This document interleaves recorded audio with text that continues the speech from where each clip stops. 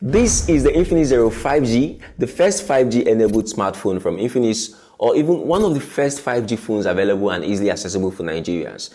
The device comes in a fairly large display and sports 3 camera lenses on the rear.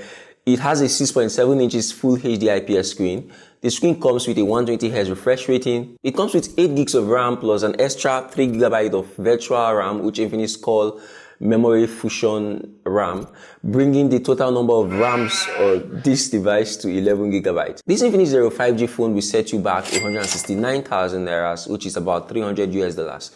Of course, you would agree that it's quite aggressive in the 5G race, right? But 5G is not yet available in Nigeria, at least for now, or in the next year, or maybe 2. This begs the question, should you buy this device?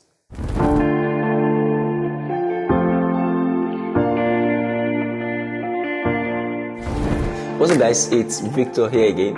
I make videos about tech products. I also share tips and tricks along the way on this channel to help you use your device or tech more efficiently. If any of this interests you, consider subscribing and ringing the bell to be notified whenever I put up another video like this one.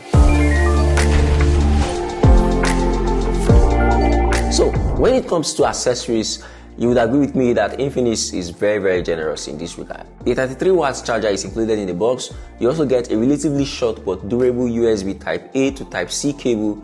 In addition, you get the transparent TPU case of decent quality and with a good grip. It even has a lip to protect the camera island. Also included are Infinix's earphones with a built-in microphone. Finally, you will receive a false or fake $1 bill as an invitation to join the S Club. Talking about S Club is an online mobile forum or platform that was created and powered by the folks at Infinix Mobility. It's a place where everyone with a smartphone can get together and share stuff, share content, share love. Every now and then they also share stuff like this, or even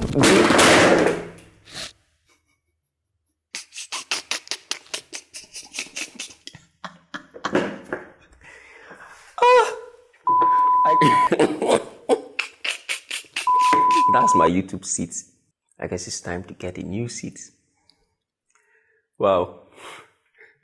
So what I was trying to say is that they also share stuff like this, or even this. You should join S Club. Wait. That's all that came with Infinix Zero 5G in the box. Nothing particularly flashy, but still great added value overall. The camera island on the Infinix Zero 5G has an unusual design.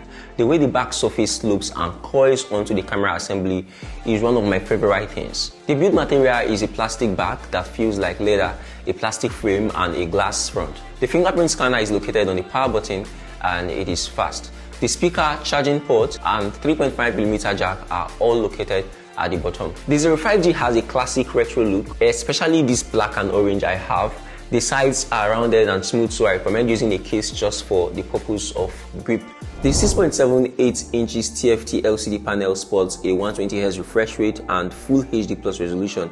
These specifications aren't particularly outstanding, as most phones in this price range feature display with similar specifications. However, I did find it odd that the Zero 5G supports HDR10 content, yet has no wideband L1 certification. That's the same certification that allows Netflix to run smoothly as expected. Without the L1 certification, you can't download Netflix from the Google App Store, but you can sideload the APK file. As a result, media consumption is tainted on this device, although the display is less vibrant and punchy than AMOLED panels when not viewing content. It is generally good and color accurate to some degree. There isn't a better chipset out there at this price point than the Dimensity 900 for the Infinix Zero 5G. The chipset in the Zero 5G provides a lot of speed. When you combine the 120Hz smooth refresh rate with the fast processing chipset and the 128GB of internal storage, you get a fantastic user experience with the exception of its software.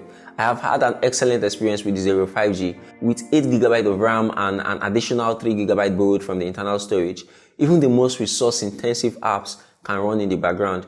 The Infinix Zero 5G has a 48MP primary camera, a 13MP telephoto lens with 2x optical zoom, and 2MP depth camera.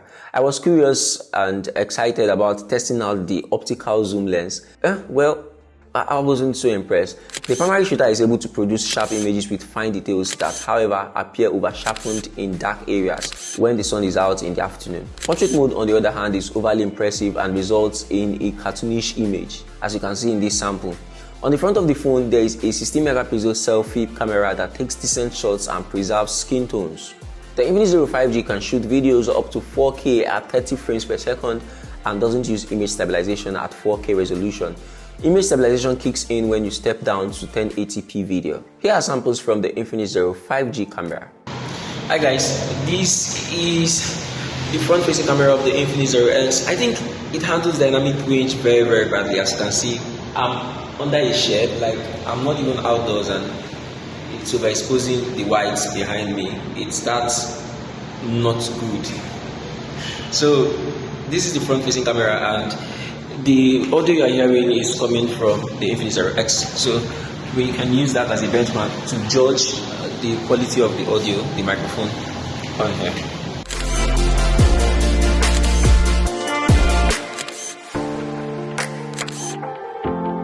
Straight out of the box, the Infinix Zero 5G runs XOS 10, which is based on Android 11.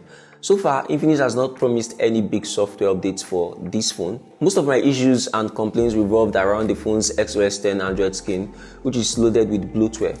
Though Infinix has taken inspiration from Android 12's whose drop-down quick settings and grouped notifications, the UI in general doesn't appear to be inviting. Also, the AI prefix on all utility apps makes me nervous. In terms of battery life, you get a 5000 mAh cell, which is a standard on affordable phones these days. It is plenty to get me through a full day of usage, including some hours of intensive GPU usage, browsing social media and watching YouTube videos. Talking about YouTube, please take a moment to just subscribe to the channel to help the ministry.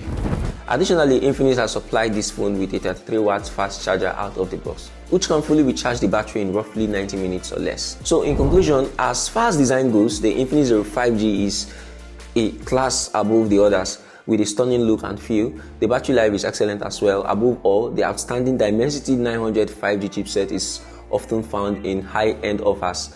Actually, finding a good 5G device for less than $300 might be quite the challenge. I can't even lie at this point. The lack of a significant software update schedule may make recommending this phone very tough. In addition, the unavailability of 5G in Nigeria makes it seem absurd to suggest this phone in this country. However, if you buy this phone, you'll be prepared for the coming arrival of 5G network in Nigeria. You must have secured the future and future-proofed your smartphone life if you get this phone right now. For anyone who does anything from video and photo editing to gaming on their phone regularly, this is a no-brainer. So there you have it, my thoughts on the Infinix Zero 5G, first Infinix 5G phone. Don't forget to subscribe if you haven't already and to ring the bell to be notified whenever I put up another video like this one. You might want to have a look at this video right here and this one. Check them out. Thank you for watching, and I'll see you when I see you in the next one. Bye.